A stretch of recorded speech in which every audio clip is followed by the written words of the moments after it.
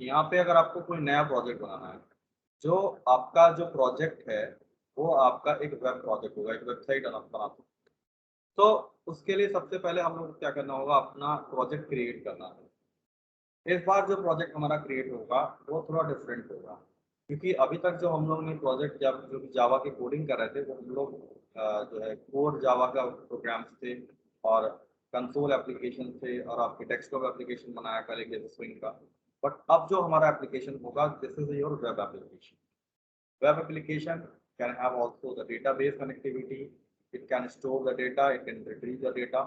So all the functionality that you are going to see in a website, these all are developed using this JSP.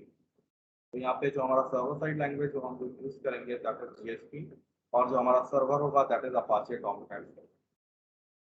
तो इसमें Apache Tomcat server जब हमने आपको बताया था कि कॉन्फ़िगरेशन आपको करना है while installing your NetBeans IDE, तो वहाँ पे देखो मैंने बताया था कि कैसे आप अपाचे टॉमकैट को यहाँ पे ये बाय डिफॉल्ट नहीं आता है, आपको सेलेक्ट करना होता है at the time of installation. तो अगर आपने वो कॉन्फ़िगरेशन किया होगा then only you will get this Apache Tomcat server, नहीं तो आपको ग्लासफिश बाय डिफॉल्ट वो मिल जाएगा।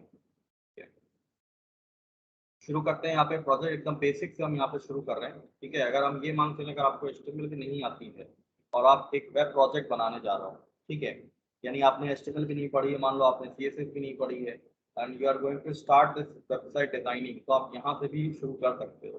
ठीक है, तो अब यूनिट 5 हमारी बची हुई है, हमारा 4 यूनिट हो चुकी है, तो हम लोग इस पर काफ़ी टाइम देंगे ताकि अगर आप चाहो तो you can also design your own mini project also in this GSP also. ठीक है, तो यहाँ पे सबसे पहले what you have to do, file में आप जाएंगे, देन यहाँ पे आप सेलेक्ट करेंगे न्यू प्रोजेक्ट।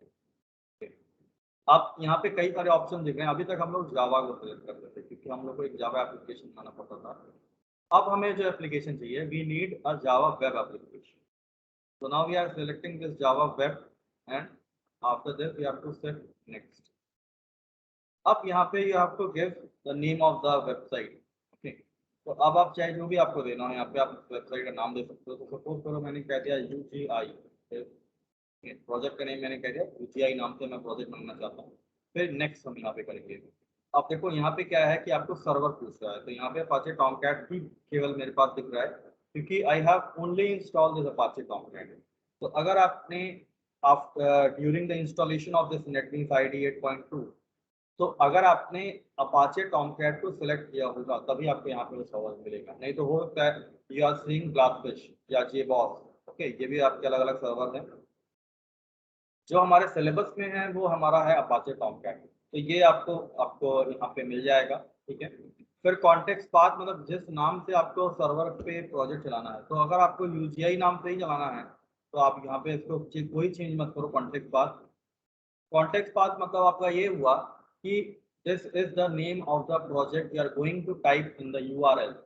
ठीक है, तो अभी हमारा जो ये सर्वर है ये हमारा लोकल सर्वर पे चल रहा है। ठीक है, मतलब जो ये सर्वर है आपका, जो ये आपका लोकल सर्वर पे चल रहा है। ठीक है, तो अगर आप इस पर्टिकुलर एप्लीकेशन को ऑनलाइन या लाइव चलाना चाहते हो, ठीक है, अगर आप लाइव चलाना चाहते हो तो उस केस में क्या करना होगा, आपको इसको होस्ट करना होगा। ठीक है, इसको आपको होस्ट करना होगा तो आपका वो लाइव चलेगा। अब देखिए अभी हमारा जो कॉन्टेक्स्ट पाथ जो आपको दिख रहा है ये UGI जो आप बनाया हुआ है, ये आपका इसी नाम से ही हमारा प्रोजेक्ट ओपन होगा। अभी रन करके दिखाएंगे आप। ठीक है, नेक्स्ट करते हैं हम यहाँ पे। तो आप देखिए यहाँ पे फ्रेमवर्क आपने कई सारे नाम सुने होंगे कि MVC यानी कि मॉडल व्यू कंट्रोलर हो गया, या JSF हो गया, स्ट्रक्ट हो गया, हाइबरनेट हो गया।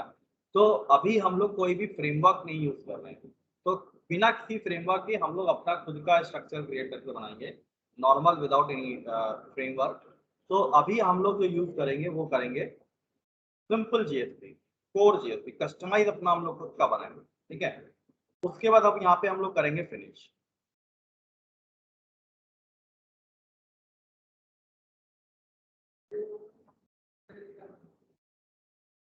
आप देखिए ये जो आपके सामने बाय डिफॉल्ट जो सबसे पहला पेज आ रहा है, this is your index page. ठीक है, यहाँ पे आप देखो index.html। तो आपको ये पता है कि जब भी आप कोई वेब प्रोजेक्ट ओपन करते हो यानी कोई वेबसाइट ओपन करते हो तो सबसे पहले क्या ओपन होगा आपका, ठीक है, सबसे पहले आपका ओपन होगा वो इंडेक्स वाला पेज, ठीक है। इंडेक्स पेज मतलब जैसे आपका हो गया इंडेक्स डॉट एचटीएमएल हो सकता है वो, या इंडेक्स डॉट जेएसपी हो सकता है वो, ठीक है। तो यहाँ पे आप चाहे तो इंडेक्स डॉट एचटीएमएल को ही यूज करिए, या अगर आपको लगता है कि नहीं we are going to use the JSP page as our index page, तो आप यहाँ पे क्या करो उसको चेंज करो, हम बताएंगे कैसे आप चेंज करो उसको, ठीक है। अभी इसको रन करते हैं, यानी ये फर्स्ट पेज जो हमारा आया है अभी हमने इसमें कोई चेंज नहीं किया, सिंपल हम क्या करने जा रहे हैं इसको रन करते हैं, ठीक है। इसको यहाँ पे सेलेक्ट करेंगे और राइट क्लिक करके यहाँ से हम रन भी कर सकते हैं, और या हमारे पास यहाँ पे देखिए प्ले बटन टाइप का दिख रहा है आपको, यहाँ से भी रन कर, ठीक है। दोनों जो भी ऑप्शन आपको अच्छा लगे, ये शॉर्टकट है, यहीं पे डायरेक्टली क्लिक कर देंगे, जो सेलेक्टेड आपका प्रोजेक्ट होगा वो आपका रन कर जाएगा, ठीक है। तो अब देखिए ये फर्स्ट टाइम मैंने यहाँ पे सर्वर ऑन किया है, तो ये पहले देखिए सर्वर ऑन करता है, जो अपाचे टॉमकैट सर्वर है उसको ये रन करेगा, ठीक है। क्योंकि जो भी आपका ये प्रोजेक्ट है it will open in a this particular explorer.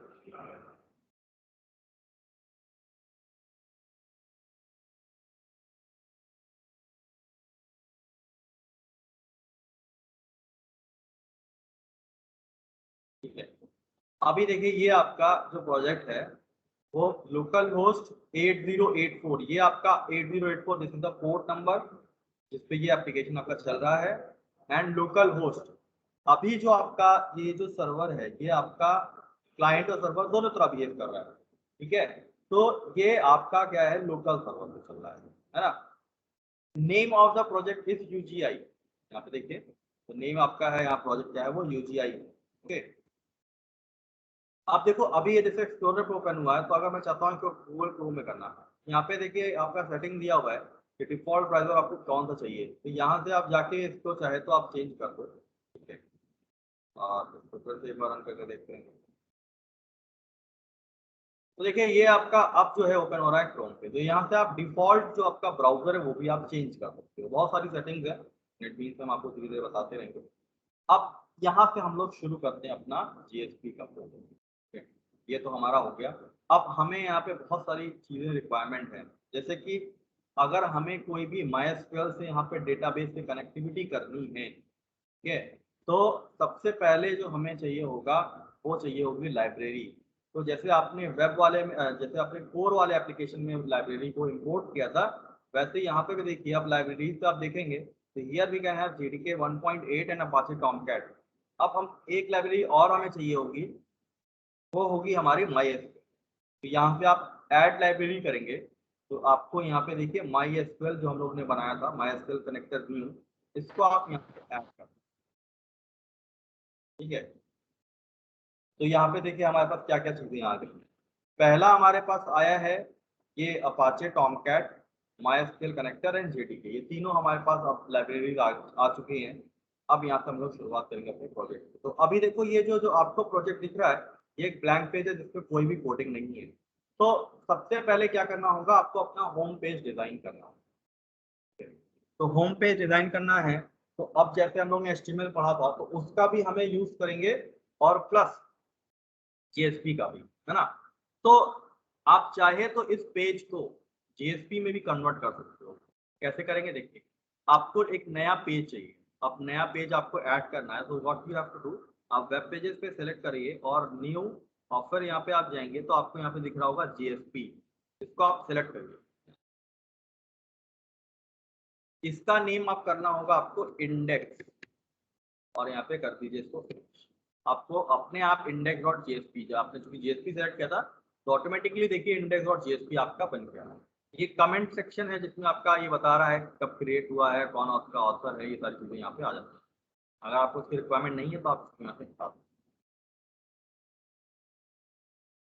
अब यहाँ पे देखो तो ये आपका जो जीएसपी पेज है, तो ये जो आपका सेक्शन है, ये सेक्शन तो आपको एज इट इज लग रहा होगा कि HTML का ही है ना।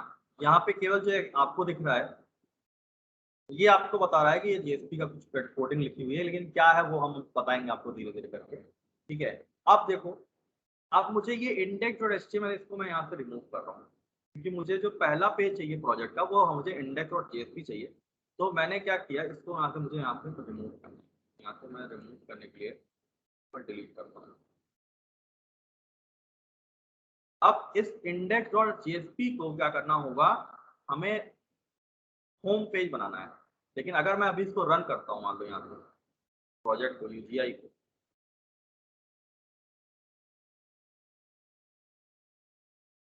देखिए यहाँ पे ये आपका हेलो वर्ल्ड यहाँ से आ गया। अब जो ये पेज दिखा रहा है वो जेएसपी पेज है आपका, ठीक है। यहाँ पे देखिए जो अब जो आपका है ये जेएसपी पे ये पेज आ रहा है। मैंने अब जो पहला पेज है उसको मैंने क्या कर दिया है, index.jsp, ठीक है। अब हम लोग अपना जो जेएसपी का जो भी अपना वर्क है वो हम यहाँ पे कर सकते हैं, ठीक है। कैसे पता है कि ये हमारा जेएसपी पेज है, ठीक है? अगर आपको ये हटाना है तो आप इसको हटा दीजिए। अभी एक नॉर्मल एचटीएमएल पेज है ये, हाँ। और इस नॉर्मल एचटीएमएल पेज में अगर आपको कुछ भी डिजाइनिंग करनी है, ये बॉडी टैग है। और आपको मैं एक इंफॉर्मेशन दे दूं यहाँ पे कि जो आपका जेएसपी की कोडिंग होती है, you can embed your JSP code inside HTML page. जैसे हम लोग जावास्क्रिप्ट को एम्बेड करते हैं कहाँ पे, एचटीएमएल में, या तो हेडर सेक्शन में या तो बॉडी सेक्शन में। और we can also have external JavaScript.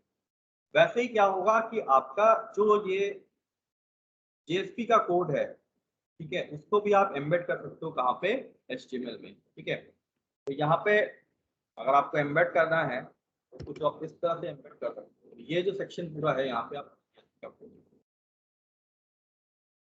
बताएंगे अभी ये क्या है, कैसे यूज हो रहा है, क्यों हो रहा है। अब यहाँ पे जैसे आपने कुछ प्रिंट करना है, ठीक है, तो प्रिंट करने के लिए यहाँ पे हमारे पास एक आउट इम्प्लिसिट ऑब्जेक्ट होता है। Print come to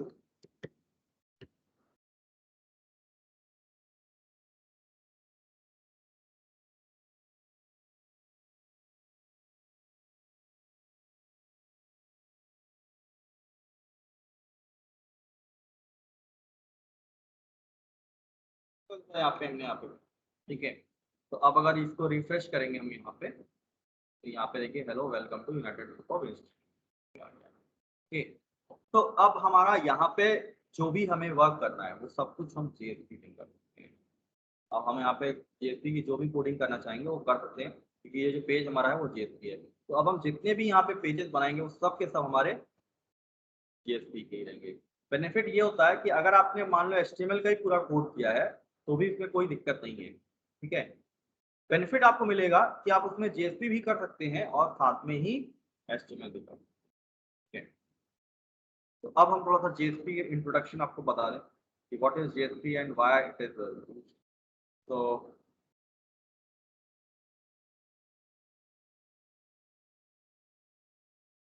JSP is a Java Server Pages is a server-side programming technology that enables the creation of dynamic platform-independent method for building web-based application। अब देखिए डायनेमिक यहाँ पे इसलिए हो रहा है क्योंकि यहाँ पे आप डेटाबेस से वैल्यूज को लेके आ सकते हो। जैसे आपको लॉगिन कराना है मान लो, ठीक है, तो लॉगिन कराने के लिए क्या करना होगा, आपको अपने मान लो यूजर नेम एंड पासवर्ड दिया, ठीक है। तो यूजर नेम एंड पासवर्ड अगर आपका सही होगा, then in that case you are redirected to your profile page. ये हम बनाएंगे।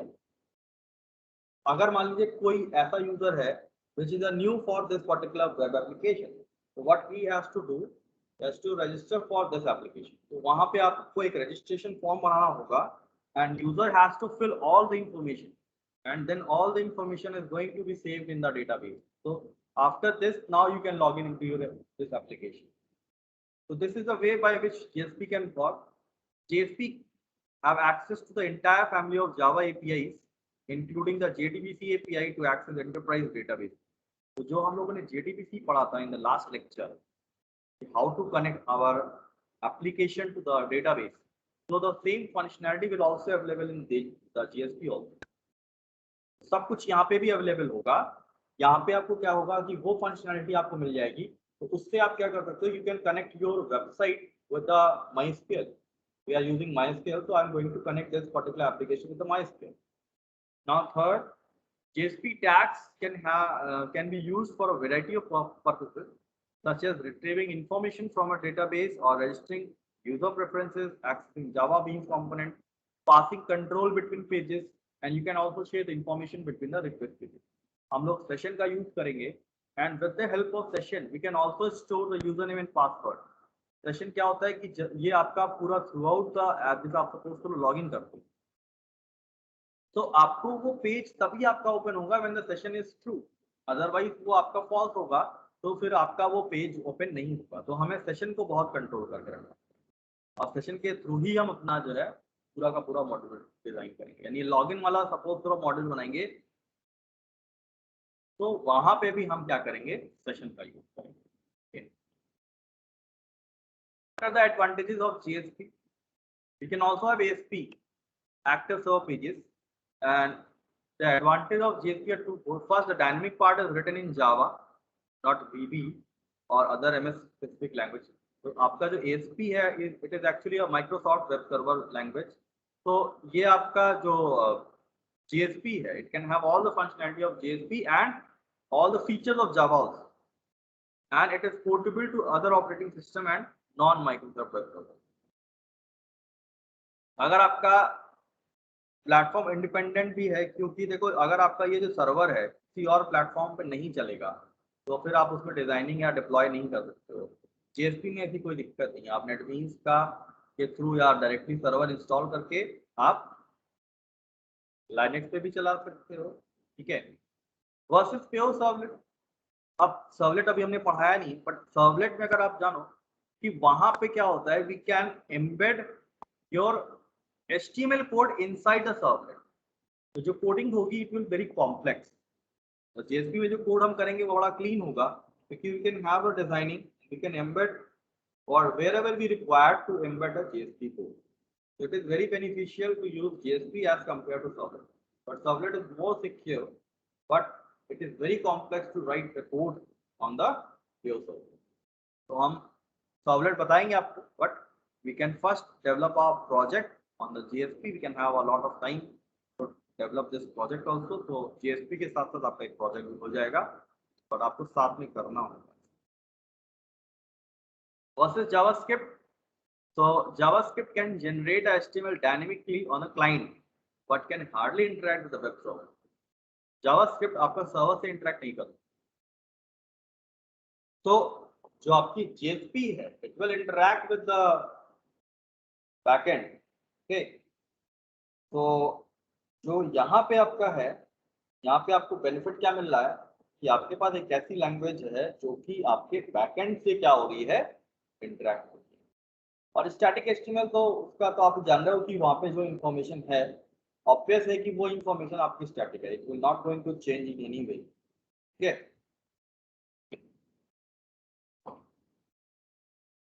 दिस इज आर्किटेक्चर, कैसे ये वर्क करता है। देखिए, when you have any JSP page or JSP application, so when you compile this to JSP translator, what will it will do, it will translate this JSP to the servlet. यहाँ पे जो आपने .jsp बनाई है वो आपकी क्या होती है, with the help of this JSP translator it will converted to .java file. ठीक है, it will converted to .java file. अब क्या होगा, this .java file is now compiled and it is converted to the .class. Okay, it is converted to the .class file. यहाँ पे जो आपका compiler है वो .java को किस में कन्वर्ट कर रहा है, .class फाइल। ठीक है, जो ये आपकी क्लास फाइल है, now with the help of JRE, Java Runtime Environment, it will compile this and it will convert into the servlet object. .java जैसे क्लास आपका जैसे आप रन करते हो नॉर्मल, वैसे ही आपका ये भी यहाँ पे रन होगा and the result is loaded to the dynamic process. Load होगा and it is generated the response to the client. तो जहां से रिक्वेस्ट आ रही थी और रिक्वेस्ट आने के बाद it is sending the response. This is the response and this is the request to the server. ये पूरा काम जो आपका हो रहा है, whatever the translator and whatever the compiler, creation of the servlet object, these all are doing in the server side. You can see here that the JSP after converter, it will convert into a .java file. After this, we have a compiler. It will convert to class file, and with the help of GRE, we can create a servlet object, and this servlet object is going to fulfill the response and the request done by the client. This is the overall architecture of the JSP.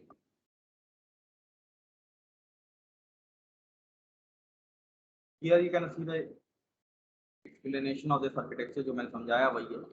Next we can have this the life cycle of a JSP page. So we have this life cycle.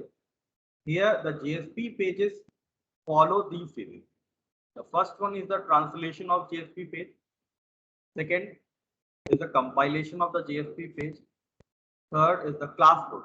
Means पहला जो हम लोग ने दो phases किया, first हमने जो वहाँ पे ट्रांसलेटर लगाया हुआ था, उसके बाद फिर हमने कंपाइलेशन किया, and then we have to load this class file, क्योंकि जो आपको कंपाइलेशन के बाद जनरेट होगा वो डॉट जावा है, और फिर कंपाइल होने के बाद डॉट जावा से क्या बन जा रहा है आपका डॉट क्लास. तो उस क्लास फाइल को with the help of class loader हम क्या करेंगे, उसको लोड करेंगे. ठीक है. Next we have to create the instance of this class. Class है तो क्लास से आप डायरेक्टली तो नहीं बना सकते कुछ भी, आपको क्लास से क्या करना होगा, you have to instantiation with the object, or then you have to initialization of this, और जो initialization process है it will be done with the help of JSP init method. ठीक है, this is the JSP init method, और उसके through आप क्या कर सकते हो यहाँ पे initialization. ठीक है. नेक्स्ट, जितना भी आपका जो भी रिक्वेस्ट प्रोसेसिंग होगी, यानी क्लाइंट के पास जो भी रिक्वेस्ट आ रही होगी, it will fulfil by the JSP service method. जो भी आपके पास रिक्वेस्ट आ रही है तो उसको रिक्वेस्ट को प्रोसेस करने के लिए we can have this method that is JSP service. And finally, when you have all the process completed, it is fulfill all the requests. When you call the destroy method with the help of this JSP destroy, it is invoked by the container also, and this is the last method. After this, there is no request processing done. कि अगर आपने एक बार destroy कर दिया object तो फिर ये कोई रिक्वेस्ट प्रोसेस नहीं कर पाएगा. Okay, and here you can see the JSP init, JSP service and JSP destroy. These are the life cycle methods of the JSP. तो अगर कभी क्वेश्चन में आता है explain the life cycle of the JSP, so you have to explain these methods. The focus are on these methods. Okay, JSP init, JSP service and JSP destroy. Okay, next now here you can see the directory structure of JSP. जो भी मैंने आपको बताया, ठीक है, वही यहाँ पे भी स्ट्रक्चर है, लेकिन यहाँ पे देखो एक वेब INF नाम का फोल्डर है जिसके अंदर आपका एक web.xml फाइल है with other libraries also, other classes also. बाकी आपका जो मेन है JSP पेजेस हैं, स्टैटिक रिसोर्सेज है लाइक इमेजेस वगैरह है, वो सबका भी स्ट्रक्चर अभी हम आपको बताते हैं कैसे बनता है. तो अभी हम लोग ने स्ट्रक्चर बनाया है वहां पे देखो एडवीज में. तो अभी हमारा ये JSP पेज है. वेब INF फोल्डर को अगर आप ओपन कर रहे हो तो यहाँ पे कुछ नहीं है. तो वेब INF में हमको क्या करना है, कोई कॉन्फ़िगरेशन फाइल अगर मुझे ऐड करनी है, यहाँ पे न्यू हम करेंगे, और यहाँ पे हमें चाहिए होगा standard deployment descriptor that is web.xml. इसको यहाँ पे हम ऐड करेंगे. यहाँ पे कोई भी नेम आपको नहीं देना है क्योंकि ये स्टैंडर्ड नेम है. जो कॉन्फ़िगरेशन फाइल होती है उसका आप नाम नहीं चेंज कर सकते, that's why it is hidden. और ये आपका यहाँ पे डिसेबल्ड फॉर्म में आपको दिख रहा है. ठीक है, तो आप यहाँ पे फिनिश करते हो जब, तो यहाँ देखो आपका ये आपका जो है कॉन्फ़िगरेशन फाइल बन के आ गई. ठीक है,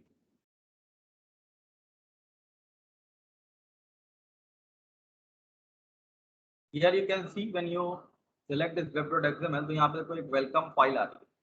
तो अगर आपको वेलकम फाइल यहाँ पे ब्राउज करते हो तो देखो वेब पेजेस में आपको यहाँ पे index.jsp दिख रहा है. आप उसको सेलेक्ट करके अगर सेलेक्ट करते हो यहाँ पे, तो सोर्स कोड में देखिए यहाँ पे ये वेलकम फाइल आपकी क्या हो गई, index.jsp. तो अगर मान लो कभी आपका ऐसा हो कि आपकी वेलकम फाइल नहीं ओपन हो या आपको चेंज करना है ना, तो उस केस में आप जो ये web.xml आपने बनाया है इसमें आप क्या कर सकते हो, this is the configuration file, वहां पे आप क्या कर सकते हो कि इस index.jsp को यहाँ पे आप ऐड करो. तो इतना करने के बाद अब हमारा जो स्ट्रक्चर है कुछ ऐसा बन गया. देखिए यहाँ पे लाइब्रेरीज हमारी है और ये हमारा वेब INF है, उसके अंदर web.xml फाइल हमारी बन गई. तो जो स्ट्रक्चर यहाँ पे देखिए वेब INF के अंदर जो हमारा web.xml फाइल है, JSP है और अदर इमेजेस वगैरह हैं. तो इमेजेस कैसे करेंगे हम यहाँ पे, तो देखो वैसे तो अगर आपके पास कम इमेज, अगर आपके जो प्रोजेक्ट है उसमें बहुत ज्यादा इमेजेस नहीं अगर आपने यूज की हुई है, तो उस केस में आप डायरेक्टली भी यहाँ पे रख सकते हो। बट अगर आपके पास बहुत सारी इमेजेस हैं तो आपको क्या करना होगा, आप वेब पेजेस में यहाँ पे जाइए और न्यू करके एक आप फोल्डर क्रिएट करिए और इस फोल्डर का नाम आप कर दो इमेजेस ऑफ इमेज। दूसरा, अब अगर जैसे मान लो आपके पास कुछ एक्सटर्नल स्क्रिप्ट हैं, ठीक है, CSS होगा, JSP होगा, तो यहाँ पे आप क्या करो एक और फोल्डर क्रिएट करो और यहाँ पे इसका नाम कर सकते हो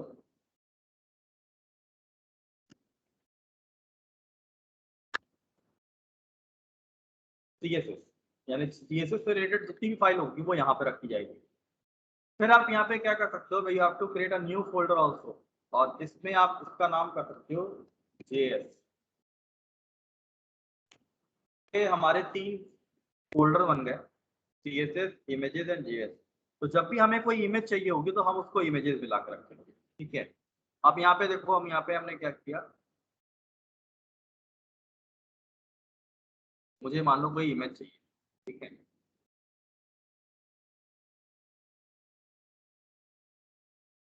एक इमेज मैं यहाँ पे आपको रख के दिखा रहा हूँ।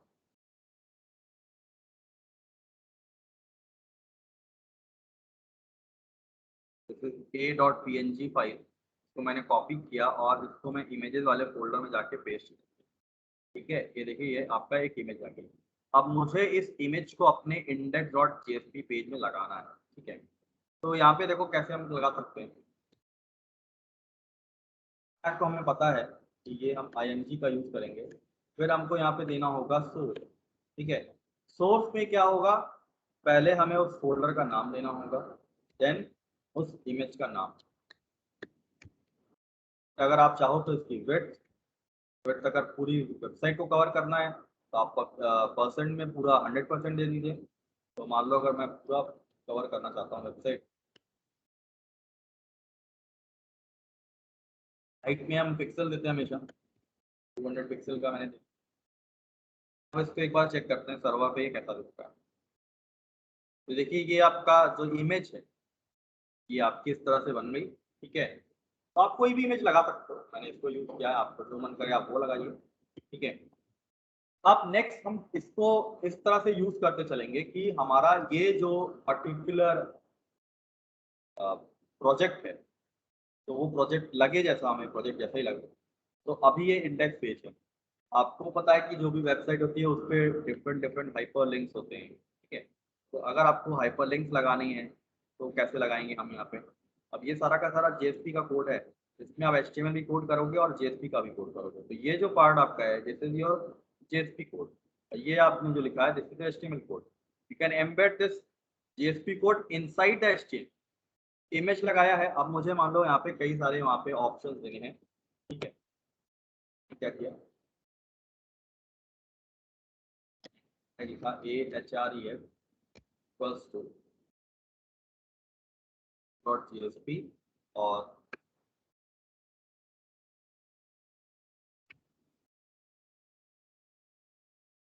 ID यहाँ पे दे सकते हैं हम। ID मान लो मैंने इसको कह दी A1 इनका टैग है, और यहाँ पे इसका नाम मैंने कर दिया ओके।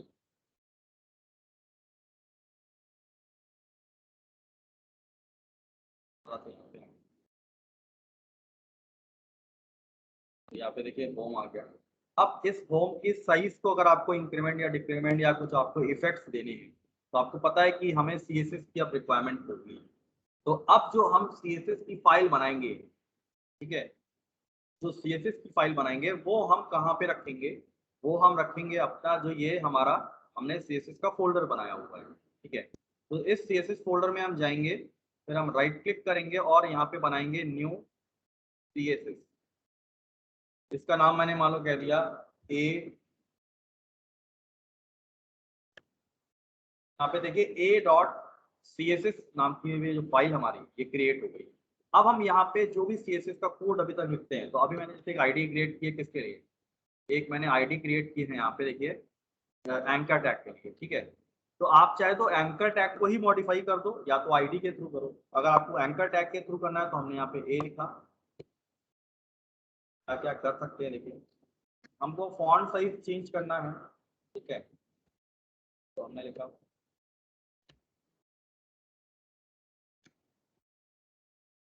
फॉन्ट साइज में हमने यहाँ पे क्या लिखा, पिक्सल चाहिए मुझे। फिर मैंने बैकग्राउंड कलर चेंज करना है, मान लो बैकग्राउंड कलर यहाँ पे जो भी आपको कलर चाहिए, देखो यहाँ पे कलर भी ऑप्शन दिखा देता है, बड़ा अच्छा ही है। तो बैकग्राउंड कलर में आपको जो भी बैकग्राउंड चाहिए यहाँ से आप सेलेक्ट करके इस कलर का चाहिए, चार्ट रीयूज नाम से है, ठीक है। फॉन्ट साइज चेंज किया, बैकग्राउंड कर दिया, कलर चेंज करना है तो कलर मान लो मैंने यहाँ पे देखना है, यहाँ पे आप कलर का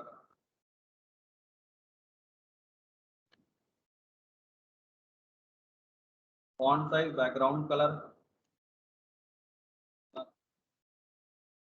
अब ये जो CSS फाइल है इसको हमें इंडेक्स पेज को बताना भी पड़ेगा ना, क्योंकि आप हमने जो चेंजेस किए हैं वो इसमें रिफ्लेक्ट नहीं होंगे अभी। अब हमें क्या करना होगा, हमें इसका लिंक प्रोवाइड करना होगा, किसका, इस CSS फाइल का। कैसे क्रिएट करेंगे देखिए, यहाँ पे हम लिखेंगे link equal to style sheet, type में हम देंगे टेक्स्ट, हाइपर रेफरेंस में। अब CSS नाम का हमारा फोल्डर है, उसके अंदर हमारे पास जो फाइल है a.css।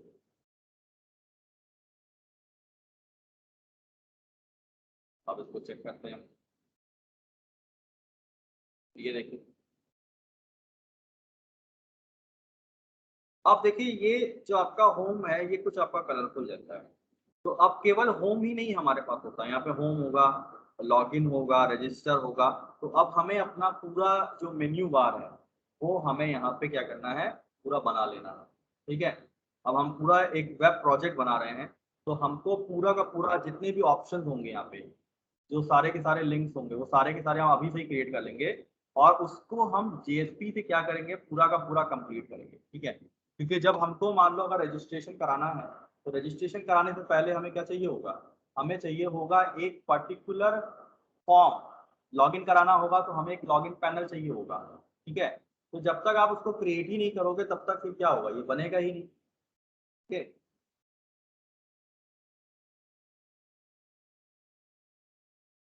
तो यहाँ पे सारे ऑप्शन चलिए बना लिया जाए, तो इसके आगे जो है हम लोग एक एक करके क्या क्या करेंगे इसको, ठीक है। तो जैसे होम हमने बना लिया, नेक्स्ट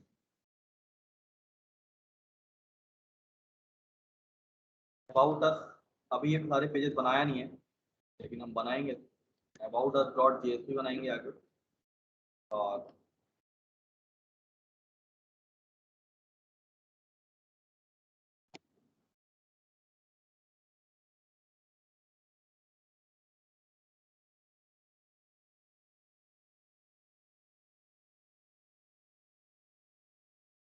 मॉड्यूल्स तो हमें बनाना है, होम अबाउट अस लॉगिन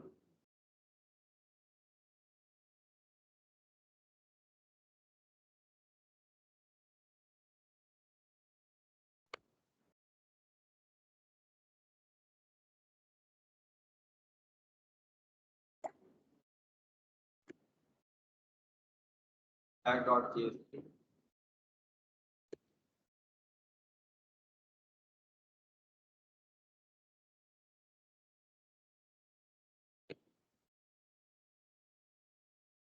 ये हो गया। और रजिस्टर डॉट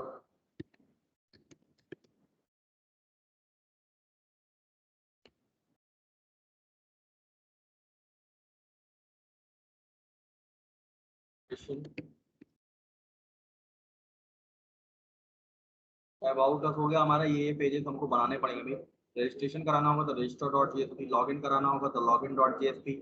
ये एक कॉमन हमारा जो हेडर होगा, ठीक है। ये पूरा का पूरा हमारा एक कॉमन हेडर है। तो आप इसका व्यू देखिए, कुछ ऐसा आपको दिखेगा।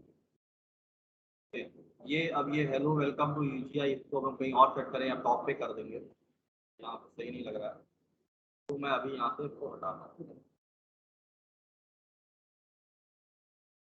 अब चाहे तो आपको यहाँ पे अगर इसको और अच्छा डिजाइन करना है, तो आप इसको एक डिवीजन टैग दे दो। आप देख सकते हो यहाँ पे ये आपका हो गया, इसको हेडर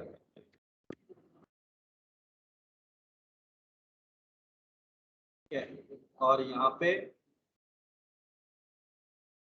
कर दो आप, ठीक है।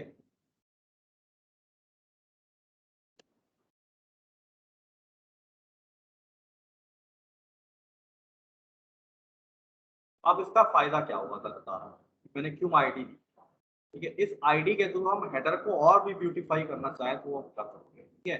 तो इतना आप बनाइएगा, अगर आपके पास नेटबीन्स अगर है, और इतना आप डिजाइन करिएगा, क्योंकि इन्हीं सारे पेजेस पे हम जेएसपी की कोडिंग करके और पूरा कनेक्टिविटी करके आपका एक पूरा वेबसाइट कन्वर्ट करेंगे, ठीक है। आज हम यहीं तक रखते हैं, इतना आप इसको करिएगा और फिर जो है हम आपको यहाँ से बताएंगे।